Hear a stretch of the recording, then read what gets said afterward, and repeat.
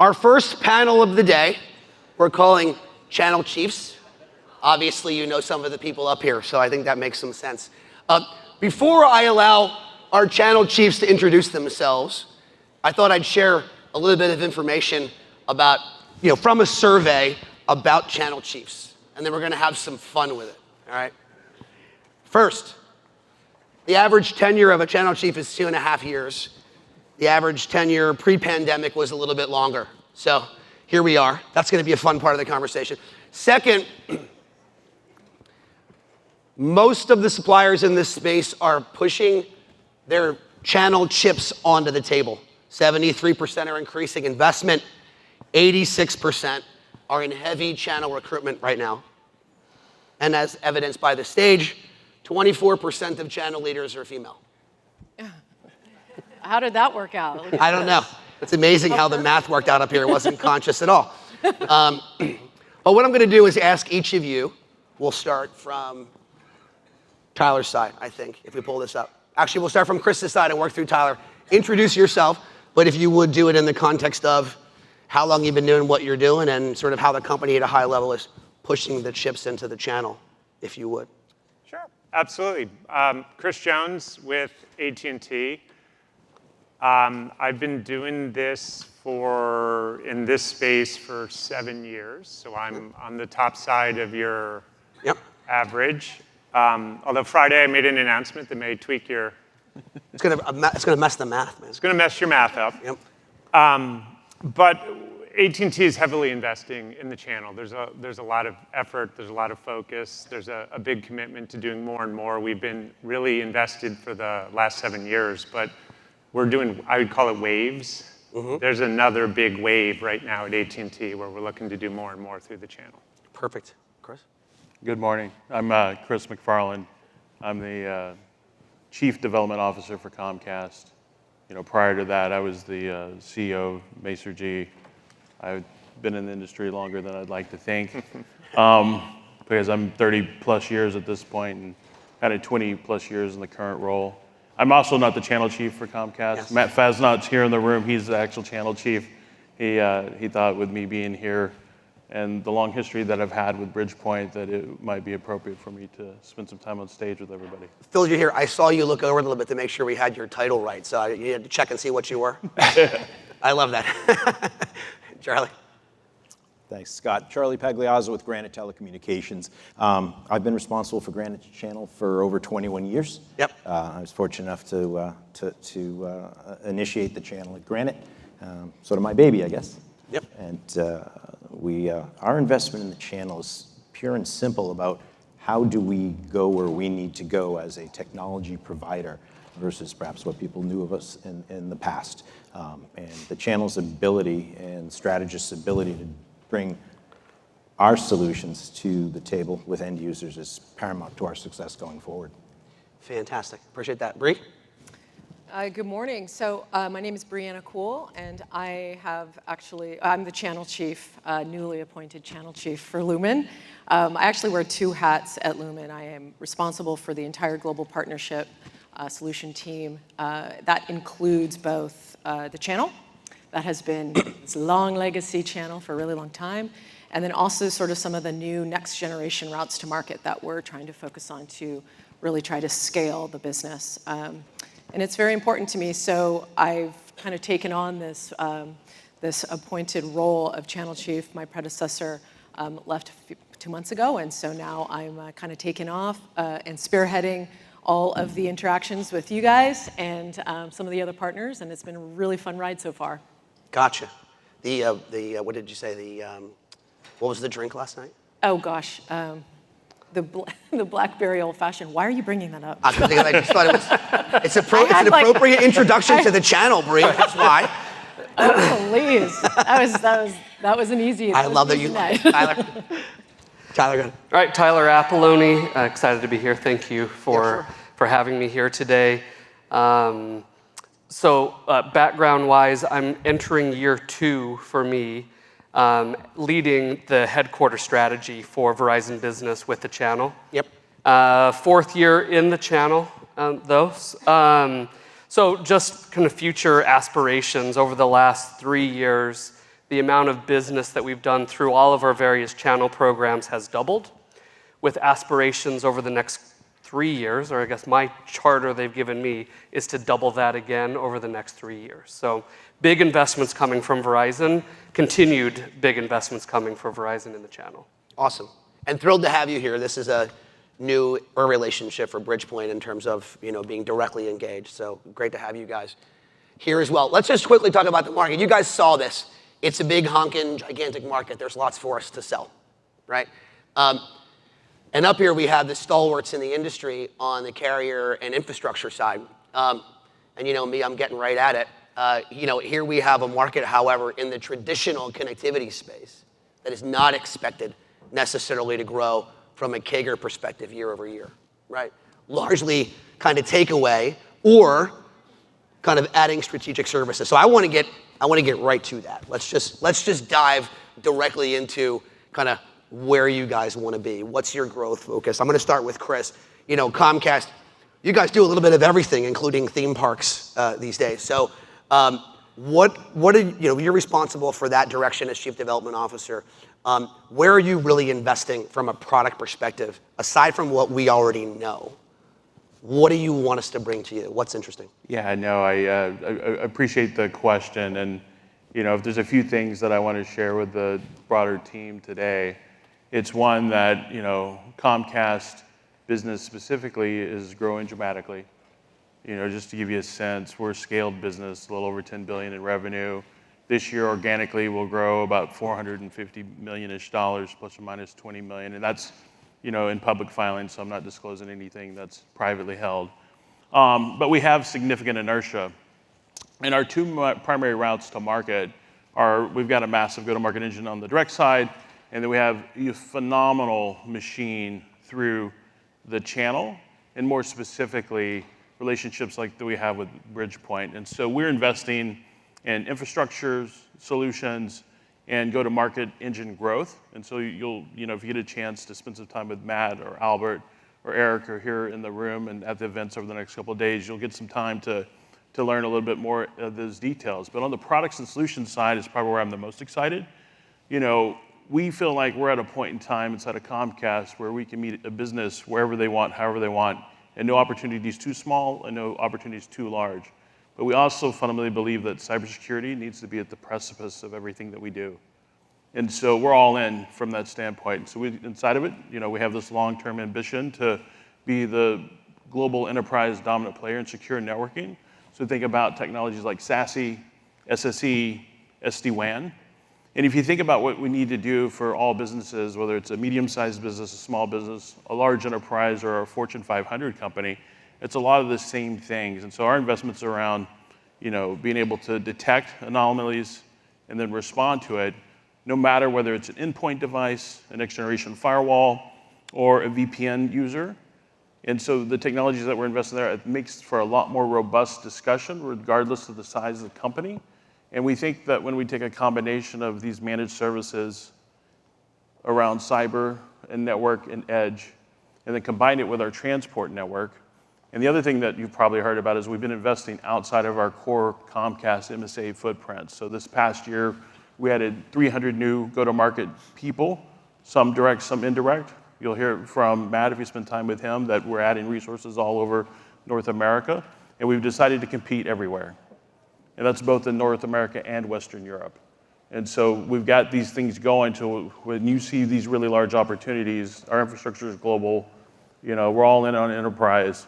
And I will tell you that we're still, kind of a, high single-digit market share provider. So we think there's tremendous amount of opportunity and growth as we see this next wave of technology shift, which is what we're right in the middle of right now on the networking side. Got it. And just quickly, we had a conversation yesterday. You're interested in being that gateway in some cases for the right customer, even if you are not the underlying access provider. Is that something we can talk about with you? Yeah, 100%. We are agnostic to transport. Of course, if it's in markets where we think we have economic advantages, we'd love to use our transport, but it doesn't matter. We've got over 100 vendors that we work with that are not our underlying transport, and we've even entered into agreements with low orbiting Earth satellite companies so that we can reach everyone. Gotcha. Bree, I'm going to ask you a question here.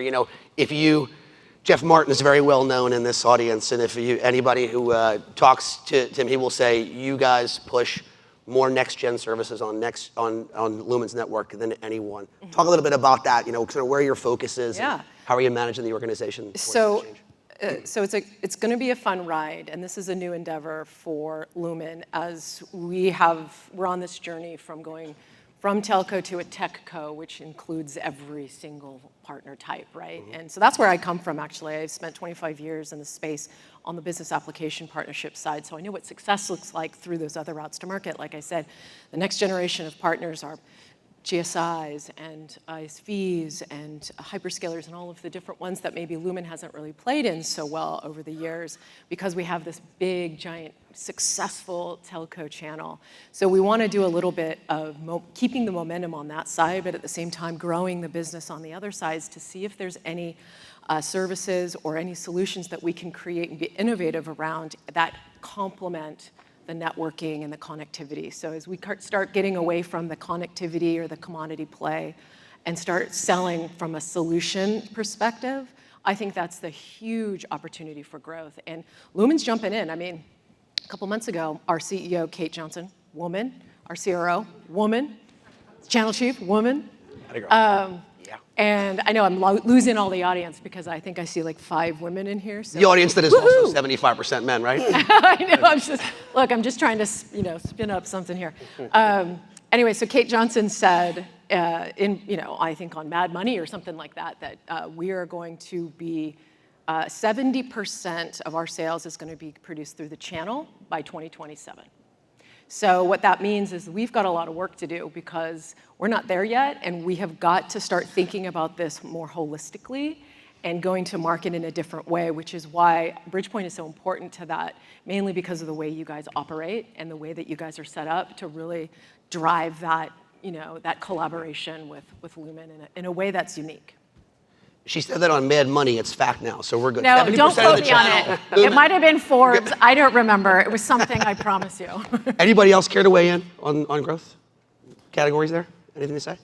I just think, as we think of areas of growth, what are they? I think the slide you had up before was if core connectivity is a diminishing market or a market that's not growing as fast as other markets, then I think everyone on this stage are looking at how do we bring that holistic solution, what we call above the network. So everything above the network, whether that's security, CX solutions, et cetera. So we're really diving in there to ensure that we show up the right way for customers. Got it.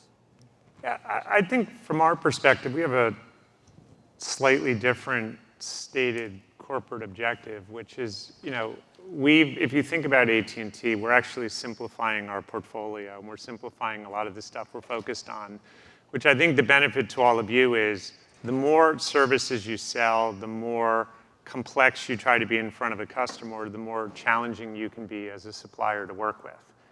And we're probably on the other side of this. We're, $60-ish billion enterprise business, right? But when you look at and you listen to what our CEO has been talking about, our 2 primary assets are wireless connectivity and wireline connectivity. Yeah. And as we've been sort of peeling some of the services out of our business recently, we took our cybersecurity business and we set up a new standalone business called Level Blue, right? We've been simplifying for the benefit of how do we get really good at what our core is and how do we get really good at helping partners position connectivity, because when you think of where everyone's going and where technology's going, nothing works without good connectivity. Yeah. And you could argue it's being somewhat commoditized, but the issue is it's still incredibly important. And being able to have connectivity that is sort of access independent. It could be wired, it could be wireless, it could be mobile, it could be all over the place. And so we believe the strategy that we have a company has sort of set out for is there's some owner economics for us when we look at the competitive landscape of having both a wireless network and a wireline network and trying to, in a commoditizing world, right? Because if you look at, I don't know what your guys' statistics are, But at a different TSD event I was recently at, it talks about IT budgets, customer IT budgets going forward. Budgets are flat, but need for technology is increasing. And the need for technology is increasing in cybersecurity, it's increasing in AI. So if the customer budget is flat, but there's these new categories that need to be spent on, it has to come from somewhere, right? And so for us, we're shifting away. We're a heavy investment in indirect, understanding that customers don't necessarily want to work directly with a supplier. They want to work with a strategist or a partner that can represent multiple best-in-breed solutions, right? And then for us, it's a matter of how do you make it easier to work with us? How do you make it easier to transact with us? And provide something that allows the strategist to go out and meet a customer's need, right? So we're simplifying, and as a process-rich company, we're trying to have less process and just be easier to work with. Got it. Makes sense. Charlie, since everybody went, you have something to add? Just briefly, simply, Granite is all about growth. Some people may be aware that the owner of Granite is a salesperson. Yeah. He's not an engineer, he's not an ops guy, he's a salesperson. So every single day we show up trying to figure out what can we do next. And I guess if anything, we were fortunate enough early on to listen to what our clients were asking us for. So growth for us, working with strategists, is how can we make sure we're delivering what clients are asking us for, and whether that's the evolution of technology in our industry, leveraging AI. I know we're going to talk about that, but what are they looking for? So we're going to continue to grow our business based on what clients are telling us they need. And fortunate enough to be able to leverage a lot of the Yeah, you're in the interesting position of being both, in some ways, competitor and partner to basically. Sure, we'll touch on stage, that right? throughout this call. Totally get it, which is a good kind of carryover. Let's talk about the partner story real quick. We saw these slides, 70% through the channel. This is an interesting graphic on kind of how the channel has changed, like what's been sold through this channel specifically, and how that's expanded over recent years. And then this is just sort of a channel mix by product segment.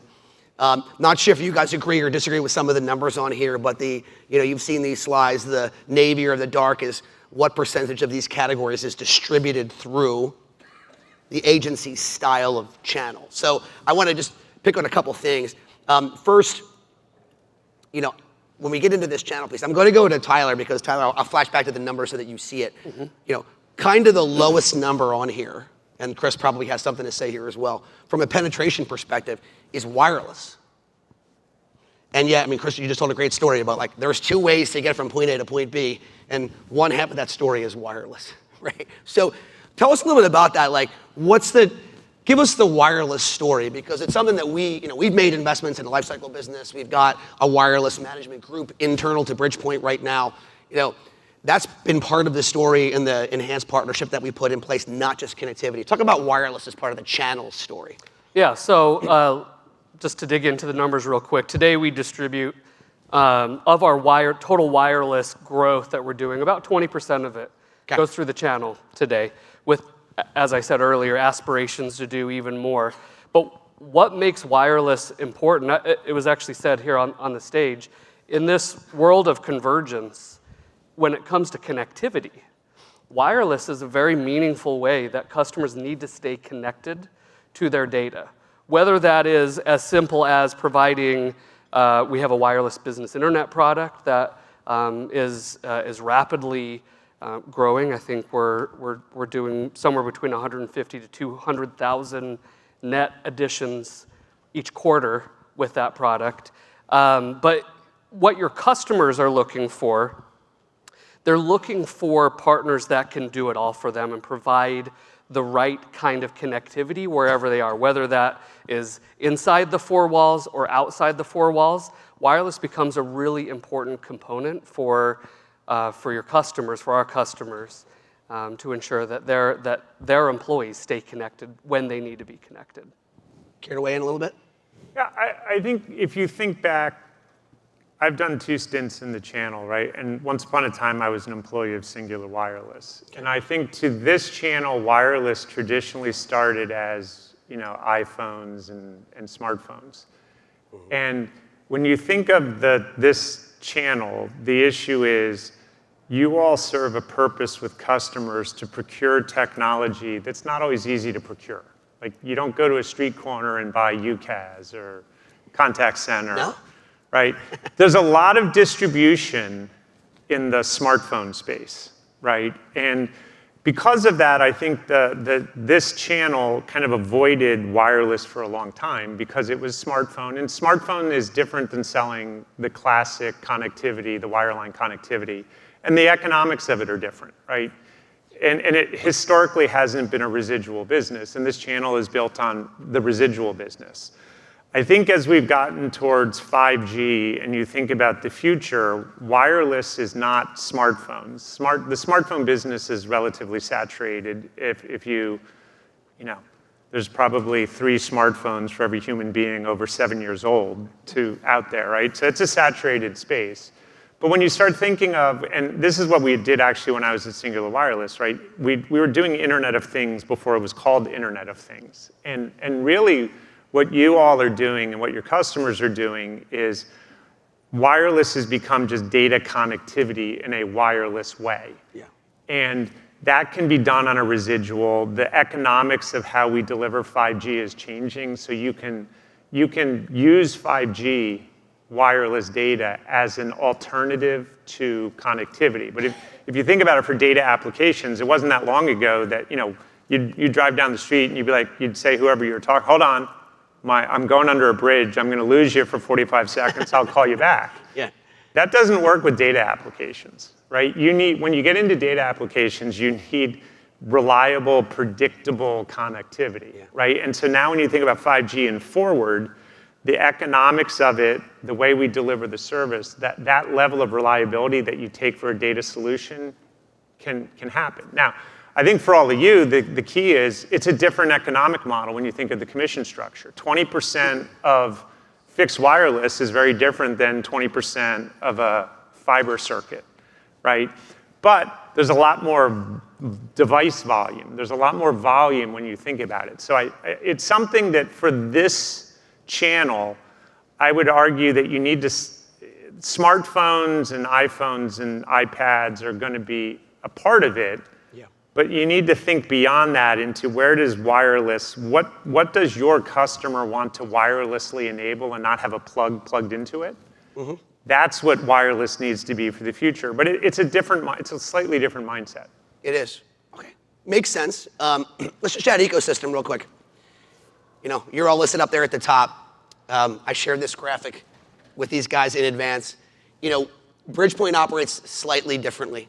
As you know, and we've been talking about all day long, as both, master agent, end agent, sort of in hybrid. It's Chris, you and I were talking last night. I'm like, when we have a big enterprise appointment, it doesn't look like a multi-level marketing scheme when we all show up, right? Everybody's got a Bridgepointe email address, and we can sell at that level. I'm curious, is that us telling you that's an advantage? Or do you see that advantage and difference in your interaction with us? Charlie, I'm going to come to you on that one. Do you see the way we go to market is different than the people that we compete against? Absolutely, and it's for us the synergy is clear because Granite's built a brand that we're going out there and we're saying we're Granite. And again, fortunate enough to be able to bring the solutions that everyone, the people on both sides of me are bring to the table. Simply, we're a child of the channel. Granite doesn't exist without their channel distribution program, without their wholesale program. But when you go to the table with a straightforward solution and you're not bringing multiple names at all times, we have no problem admitting who our underlying providers are, but we're not talking underlying provider. Initially, we're talking Granite. And with Bridgepointe, we're talking about whether it's project management support, wireless integration activity. It's not confusing the end users. So the strategists out there have the ability, without making this a Granite commercial, but they have the ability to ensure that when every email address out there now is Bridgepointe, right? Mm-hmm. They're getting a Granite email if they're teaming with us when we're sitting at the table. Leverage that, take advantage of that, because it simplifies and clarifies in a way that perhaps end users weren't seeing in the past.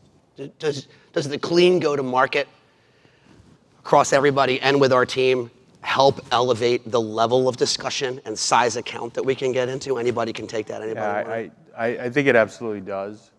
I mean, I think one of the things that we really appreciate about the relationship with Bridgepointe is the focus on the upper market in the enterprise, and the fact that the resources that you're bringing to bear are focused on specific outcomes that are driven by solutions that are in 1 to 3 towers of technology, and maybe a 4th tower with AI coming on board soon. And so we see that as a similar motion that we have that I do believe not only is distinct, but allows you to apply focus in a more meaningful way. Now, that being said, we're like Switzerland, right? If I'm sitting at the, name the other, one of the masters of TSD. We don't name any of them. We would say kind things here. But I do think that differentiation that you have allows you to do some unique things and drive more trust. Yeah. And more consistent trust through that 2nd and 3rd contract life cycle, which is one of the things that, I think we're really excited about seeing all the growth inside of Bridgepointe, because your churn metrics are better, right? I don't know that you know that. I'm thrilled to know that. We'll take it. Right? I mean, we're watching it. That bears stating again. So in Comcast land, our churn metrics are better than your other distribution channels. Yep. Okay. I just want to echo kind of what you guys have been saying about the uniqueness of Bridgepointe. I think you guys are the perfect partner for Lumen. Our team loves working with you. It's because of the way that you're positioned and that you can add so much more value than some of the other partners out there that we're working with.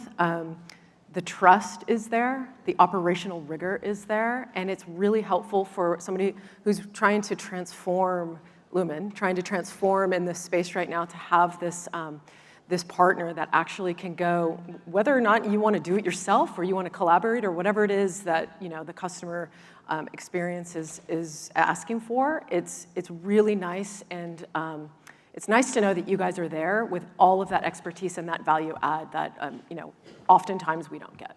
That's awesome, Chris. Yeah, I was going to say, the way you framed it, I would not focus on you have a single email address, right? That underwhelms what you are, right? But I agree with one of the things Chris said, right? We love all the TSDs. If you're a supplier, what you love is the indirect motion.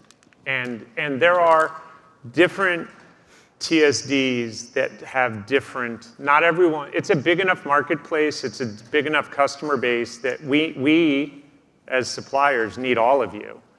But you all have your own secret sauce, right? Certainly. And as a partner or strategist, you're going to pick where you think you can go the best. I think what Bridgepointe does bring to the table from a supplier perspective is you're very clear on what you are and what you aren't.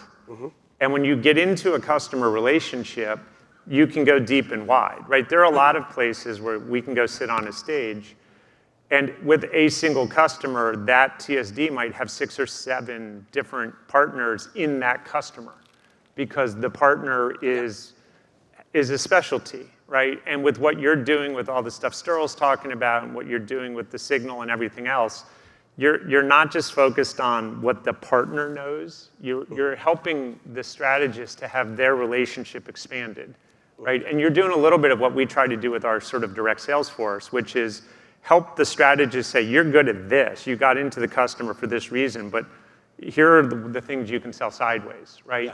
And so what you're doing is enabling the strategist to be that much better. And that's not what every other TSD necessarily is doing. And everyone has their own value prop, right? And that's great for the industry. I appreciate the comment about clarity. Just quickly, a little bit of data on here. This is from the Channel Futures survey that agents have filled out effectively with Channel Futures. Biggest sources of competition in 24, vendor direct sales teams, 40%. Most important resources for your business from suppliers, lead generation. No shit. Right? I think we all understand that. But let's focus on the left for a moment. In our community, 44% of our suppliers reported sharing a lead with us in some way. Maybe it's just a personal relationship, not a programmatic thing. We were talking a little bit about that last night. Let's just talk at a high level, and I think this is really important so we can take as much time on it. what is your channel alignment strategy, right? Because every one of us, and we're all on the same team here. You've all broken up the fights. We've all broken up the fights. We've all had I get it. You all have direct sales teams as well. Just how should we think about this? Bree, I'm going to come to you because we talked quite a bit about it last night. We've been fairly well directly aligned with your team, at least sort of in a grassroots model, right? Where we've been kind of getting aligned. We've all seen what Sterl was putting up there, like we're gonna lay in some tech to make this a little bit easier for alignment in the field. How do you think about us in terms of alignment? Yeah, it's a good question. I think Lumen's doing this really big shift to make it easier to do business with us. Like Chris said, I think we have the same common goal there. Because, for the most part, at least digging in for the last 2 months in our operations, it's been very tricky, and we haven't really set our partners up for optimal success with our systems and tools and whatnot. So we're doing this big shift and this big change and this investment into making it easier to do business with us across all the different motions, right? Because we do have a direct team, obviously. We have a teaming, we've established a great teaming model. We also have a model that is partner-led, but it's not quite there yet, right? So until everything and all of our systems and tools and the way that we have channel direct conflict, all of that is mitigated in the way that we're trying to mitigate that. We're setting ourselves up for success in that round. We do not want this to be a situation where we're shifting or we're trying to get the partners to do one or the other. It's going to be based on the customer experience and what that customer wants and how that conversation is being driven by the customer. And so we really want to kind of level the playing field and have an opportunity for partners to attack that deal in any scenario that they want. Yeah. Charlie, we have a great sort of poster child teaming story. You can mention the account if you want. It's up to you if you choose to do that. But just tell us a little bit about how that came together. Sure. I think everyone's aware that, granted, we went around and put people's invoices on a single platform. That's not a technology sale. It was a nice solution, but it wasn't a technology sale. Yeah. We consider ourselves a technology solution provider today. So to do that, we absolutely have to leverage the strategists in this room, because our relationships tend to be with the people who are interested in paying fewer invoices and perhaps saving some money, which we were really good at for years. Small retailer out of Arkansas, begins with the W, you may have heard of it. Little one. Been with us for almost the entire existence of Granite. One of those clients that we listened to who sold us what they needed, and we decided, okay, yeah, we'll do that. And that's how we became a client. But very simply, Bridgepointe relationships and capabilities, the project management side, et cetera, relationships with that end user allowed us to start talking to the people who actually make the decisions and drive what's next for this retailer's future from a technology standpoint. And we talked about wireless and even terrestrial connectivity and lower percent from the channel. Actually, both of those solutions are over half of Granite's channel productivity. The channel is deriving more than half of our wireless data and connectivity sales. But then you talk about these solutions to layer on top. Without Bridgepointe's relationship and skill set, that retailer wouldn't be talking to us today about something that's going to deliver. Everyone on this is going to be excited because they're all getting a piece of this. Deliver a multiple comma revenue number over the next 5 to 8 years. Amazing story. So it wouldn't have happened, and that's what we're doing every day today, is making sure that partners understand we did a great job aggregating invoices, but to sell technology, we need people who have those relationships, and we're very excited to continue to bring our stability and ability to compensate partners who partner with us to bring it to the table and get it done. Amazing story. Everybody wants to jump on this one. Chris got my eyeball first. I'll come back and then tell I was just going to, your statistic you shared a minute ago, I'm going to actually challenge that and say I fully disagree with what Channel Futures is saying. Okay, let's go back. Because You've never been controversial ever, so. 61% of you want lead generation. It all depends on what you want as lead generation. My experience over 8 years of doing this, the lead that you all want is a contract that we need signed. Yeah. Right? That's not lead generation, right? And I think there's a debate. We would debate with you, what is lead generation? Couldn't agree more. Right? What I will tell you though, and your other thing, don't worry about it. From our perspective, we're about independent selling, right? If you're thinking about the channel and where the channel is going to be in 10 years, the suppliers that are funding the channel, because at the end of the day, we are funding the channel, they're not going to be able to afford to pay everyone. You can't pay you can't pay a direct seller, you can't pay a channel manager, you can't pay. So the channel of 10 years ago, which was help me get this contract inked and booked, the ROI of that doesn't exist. Yeah. And so I think when you think about the channel, the larger channel, and you think about over the last couple of years, there's some people that have entered in it, which is almost like a referral model, which is Monty Hall-like spiffs. You find a customer, you send it to us, we'll do all the work, we'll pay you a shitload of money, and we're all happy. That's an economic model that doesn't work for the long run, right? Yeah. So when you think about how do you succeed in the future with probably the big suppliers like us that underwrite the channel? At the end of the day, these carriers underwrite the channel. Other suppliers sort of live in it. Yeah. It needs to be economically beneficial for you, and it needs to be economically beneficial for the supplier, which means you need to have independent customer relationships that you can go out there, you can engage, you can bring opportunities in, and you can close business without a huge investment from the supplier. Because if all you are doing is tag me. Yeah. Or I have a relationship, or my brother's sister's uncle's aunt knows someone, that's not worth what we're paying in residual commission. And from a supplier perspective, at least from our perspective, we want independent channel partners leading and driving relationships, because customers are moving away from a single supplier mindset. The whole reason Granite is as successful as they are, right, is they can provide multiple suppliers in a single relationship, single bill, single point, and so for the big suppliers that aren't necessarily doing all that, what we want to do is we want to work with someone who can insert us into a relationship, and our direct sellers are not providing best-in-breed solutions. They're providing best-in-breed solutions as offered on our paper.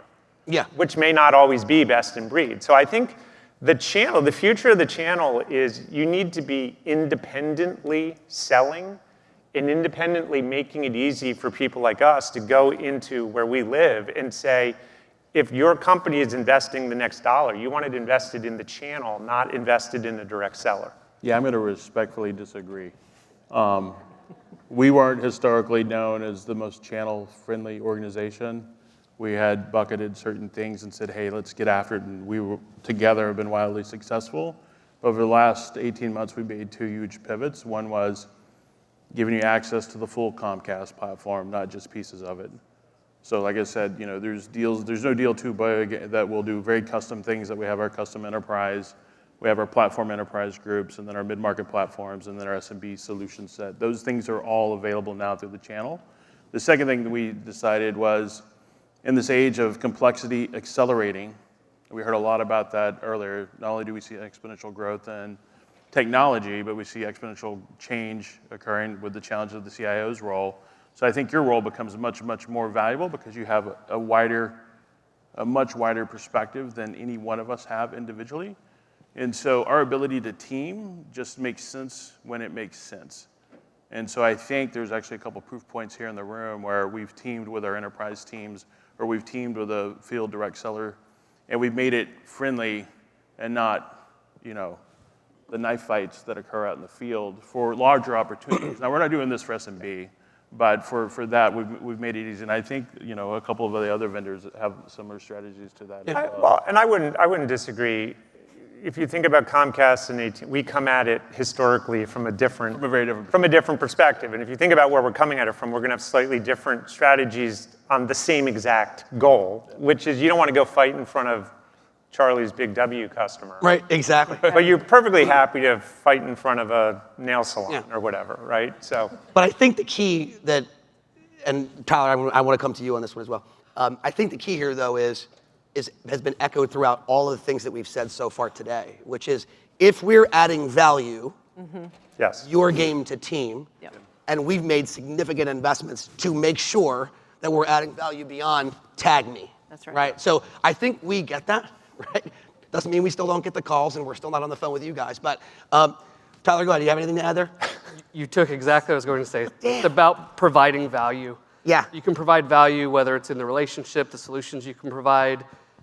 By all means, we're going to want to team on those. We're going to allow you to go independent when it makes sense for you to go independent. But when we typically see the worst clashes, when the value isn't clear. And when the value isn't clear, that's when we all have to kind of reassess what are we going to do on a specific account or opportunity. So we're trying to avoid those as much as we can. But when you can provide value, it's hard to argue, hey, we shouldn't team on this. Yeah. Thank you for giving a commercial for our services business attached to. I appreciate that. Well, we went over and I had like 4 more questions, so I'm going to stop here and just any parting thoughts from any of you that you didn't get out that you wanted to get going? I'll just repeat where I started. First, with a thank you. Thank you for allowing us to be here. I'm excited to be here representing Verizon here with you all. I think probably for the first time with a direct relationship. So excited about that. And then what you all should know is that our intention is to continue to grow the channel, to continue to invest in our relationships, invest in making it more simple to do business with Verizon. That's not always historically simple to do business with. And that's my commitment, that's my charter, is how do we do that and how do we double this business together over the next coming 3 years is my exact time frame. So. Fantastic. Anybody else before we end it? I echo what he said. Thank you very much. It's been a pleasure being here. I've learned a lot. I think I'm so excited for this particular partnership, mainly because the boys in front, and we're like locals, so I get to go and work out of their office sometimes, which is fun. But no, I mean, in all honesty, I think that there's a lot of future with Lumen and Bridgepointe, and I'm excited to be innovative and figure out what that value add looks like and how we can scale. Scott, you had put up the slide about the percentage of business going through the channel and technology. Yep. It's very, very clear that the channel is the future of this industry. It's very clear, at least to me. And Granite is on board. We've more than doubled our staff, our investment with partners, and all the way up to executive alignment and some of the things we're doing that we were talking about before. Yep. So I've never been more excited and more bullish about the potential for this industry and the people in this audience, especially in a collaborative effort to get where we're all trying to go. Fantastic. Since we got those, you guys have anything to add? I mean, again, to echo everybody else, thank you. I do think it's a responsibility by all of us to enhance the cybersecurity posture of our customers, and we can really help from a network perspective. And I know you have solution categories that cover the entire NIST framework, but the cyber challenges that we face are not insignificant as an industry, community, and as all businesses in North America. And we just want to have a right to help and to compete, and hopefully the right to win. No, I just finished, Scott, by just saying AT&T's has a long relationship with Bridgepointe, right? And we have a huge focus on growing indirect, and I think don't misinterpret anything I said. I think the whole industry wants more and more out of indirect. Everyone's investing in it. It's a matter of how we invest in it, so it's a win-win for everyone. Yeah. This is where the growth comes from, not from a direct seller. It comes from here. Yeah. Well, I appreciate it. Thank you all. Can we give it up for our panelists?